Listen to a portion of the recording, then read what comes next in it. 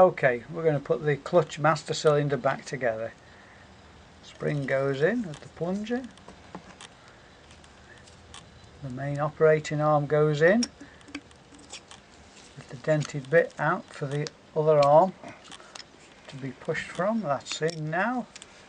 The operating arm goes in, held under tension hopefully. And at this point there's a circlip that goes in.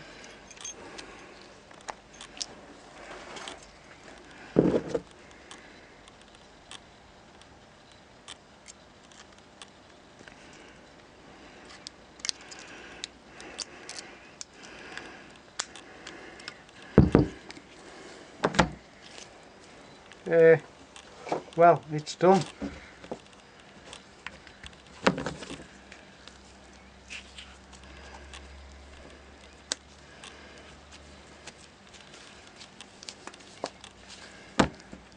Ta-da! Oh, now it's done.